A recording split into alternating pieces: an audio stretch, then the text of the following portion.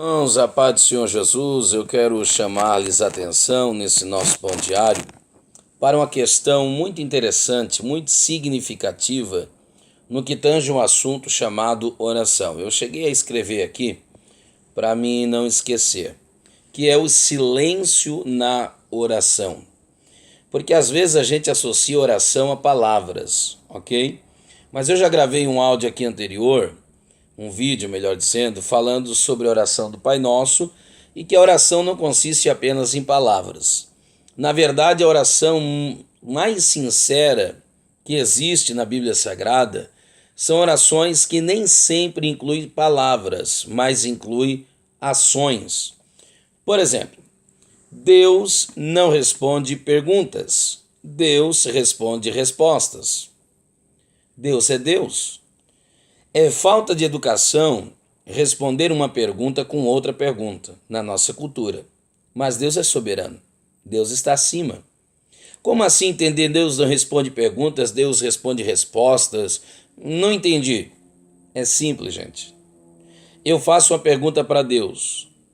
Deus, que tem a resposta para todas as perguntas, não me responde porque Ele é Deus. E Deus não pode ser questionado. Então o que é que Deus faz? Deus responde a resposta que eu dou à sua colocação. Deus responde a resposta que eu dou à sua indicação. Deus responde a resposta que eu dou ao seu esclarecimento. Deus diz, determinado mandamento, a resposta que eu dou a esse mandamento, a essa instrução, atrai uma resposta de Deus em resposta à minha resposta. Espero ter sido convincente. Por exemplo, uma oração sincera. Poucas orações são tão sinceras quanto a oração de um pai de família que sai de manhã à procura de um emprego. Isso é uma oração sincera. Nada menos do que querer aquilo que pensamos ser de direito. Nada menos do que querer ser um cara de bom caráter, ser um camarada digno, de boa reputação. Nada menos do que querer ser um indivíduo que coloque o pão dentro da sua mesa, dentro da sua casa e sobre a sua mesa, sustentar a sua família. Existe oração mais sincera do que essa? Essa é uma oração. Aliás, por causa dessas palavras, essas orações preditas, essas orações pré-ensinadas, eu tenho uma série de questões de restrições quanto a essas orações que eu chamo de receita de bolo. Os 15 passos para isso, os 10 passos para aquilo, aí perde a vida, gente. Aí usa de vãs repetições, e Jesus disse que quando orardes não useis de vãs repetições. Você está entendendo isso? Quanta hipocrisia há no lugar que deveria ser sincero, local de oração. Quantas falácias, palavras impensadas, ditas num local em que nós estamos falando com aquele que é o Senhor do universo e que as palavras deveriam ser pensadas antes de serem ditas. Madre de Calcutá, um dia questionado o que é que ela dizia em oração, ela dizia, Deus me ouve. E o que é que você diz para ele? Eu ouço. Tá, mas o que é que ele te diz? Ele me ouve. Tá, e o que é que você diz? Eu ouço. Isso é oração. Existe um espaço, um período de tempo na oração chamado silêncio. Aquele espaço que você está ali, que você não fala palavra alguma, acredite nisso. A presença de Deus responde todas as tuas perguntas, todos os teus questionamentos e acalenta a tua alma.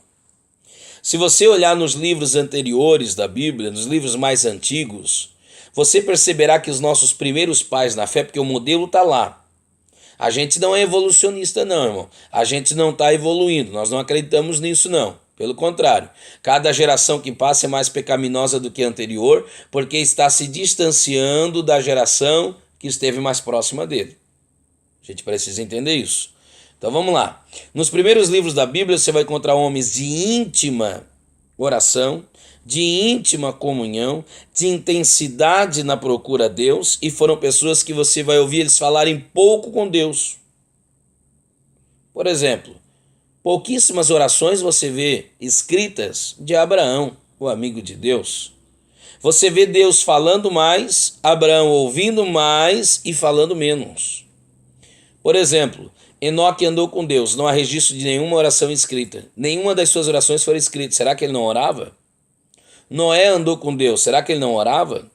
Esses antediluvianos, Estes anti-inundação, tanto Noé quanto Enoque, o Enoque viveu o pré, o pós e o mid, o antes, o durante e o depois da inundação, do dilúvio, mas esses indivíduos, assim como Enos, que passou a invocar o nome do Senhor, eles oravam a Deus, porque Amós 13:3 diz: andarão dois juntos se não estiverem em comunhão, e não existe outro formato de comunhão que não seja através de um relacionamento íntimo, incluso oração, conversa, diálogo. Eles tinham comunhão com Deus, andavam com Deus. Enoque e Noé, é dito isso, porém Enoque, porém Noé andava com Deus, mas não é escrito nenhuma de suas orações. Será que eles não oravam? Eles oravam. É que Deus dava direção, e a comunhão era tão íntima que eles falavam pouco, ouviam muito e entendiam bastante. Não te surpreende o fato de que Abraão não questiona Deus em momento algum quando Deus o manda Isaque ser sacrificado pelo próprio pai? Não te surpreende isso? Não te causa surpresa você observar que comandos foram dados, promessas foram feitas, anúncios foram declarados, e eles tinham pouco a fazer exceto cumprir os mandamentos de Deus, acreditar nas suas promessas, e parecia loucura o que eles faziam, mas dava certo. Isso nos impressiona. Será que nós não estamos falando muito e orando pouco?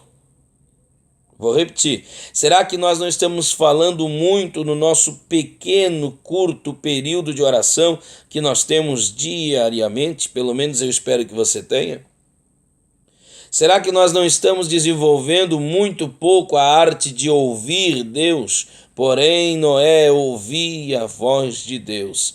Que essa graça seja alcançada, que essa arte seja cultivada, o lado daquilo que eu chamo a escuta da oração. Oração não é só falar, oração é ouvir. Você precisa ouvir, você fala demais orando, desculpe. Você ouviu, você aprendeu a falar na oração, e oração não se resume a fala. Oração tem-se nesta parte da escuta. Você precisa escutar um pouquinho o que Deus tem para falar. Jair Pires cantava dizendo: silêncio, silêncio, Deus está falando entre nós. Silêncios, fecha a boca, abre os ouvidos, abre o coração, Ele está falando entre nós.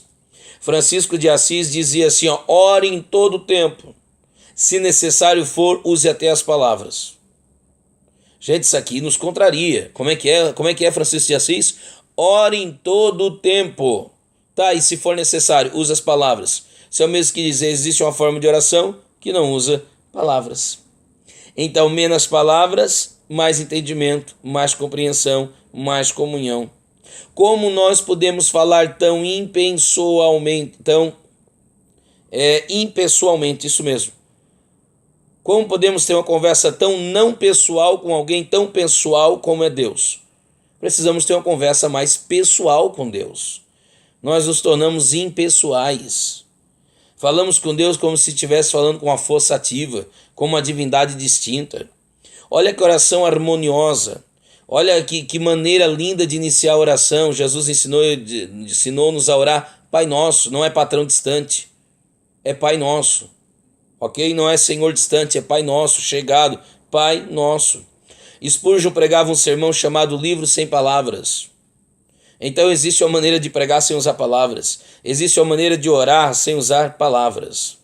E agora eu termino lembrando-me e contando-lhe um testemunho de um aspirante ao ministério da pregação que tinha uma dificuldade enorme de elaborar sermão. Ele entrou na escola de John MacArthur e ele queria aprender com John MacArthur como é que se faz sermão. E ele foi até John MacArthur. E ele disse: eu preciso que o senhor me ajude a elaborar sermão. As minhas falas, disse ele, é como lista telefônica, o assunto de cima não tem nada a ver com o assunto de baixo. Eu não consigo conectar os assuntos, o conhecimento. São muitas palavras, poucas ideias. Eu preciso da tua ajuda. Me ajude a elaborar um sermão. Ele disse: venha daqui a meia hora e eu vou te ensinar como elaborar um sermão.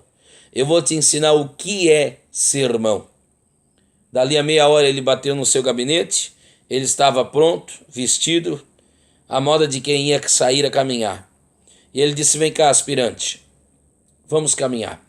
E ele começou a caminhar com o aspirante à pregação, e até que ele foi no indivíduo que estava caindo, mendigando, ele estendeu a mão, tomou a mão do indivíduo e o colocou de pé. E disse: você quer saber o que é sermão? Isso é sermão. Sermão para quem está caído. Sermão para quem precisa de ajuda. Sermão. Sermão. Deus me chamou para ser a mão. Deus me chamou para ser a sua mão. Uma mão estendida para quem está caído, para quem está necessitado, para quem está aflito. Então cultive a oração silenciosa.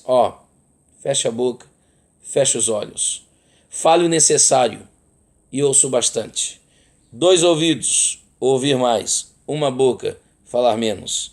Deus tem mais a dizer, Deus tem mais a ensinar. Falar menos na oração, tá bom? Às vezes você desencarrilha, falar, e Deus está ali querendo falar-te, querendo conduzir-te, querendo ensinar-te. Você não para de falar, tá bom? Esse é meu vídeo, deixe seu like, acione o sininho de notificação, inscreva-se no canal, seja abençoado. Em nome de Jesus. Não existe coisa mais interessante, mais linda do que você fechar os olhos na presença de Deus e sentir que Deus está em você, você está em Deus. E apreciar o precioso silêncio. O silêncio que nos ensina, que nos acalenta, glória. A presença de Deus que responde todos os anseios da nossa alma. Glória. Que Deus te abençoe, meus irmãos. A gente se emociona diante dessa presença. Faça isso. Deus te abençoe em nome de Jesus. Amém.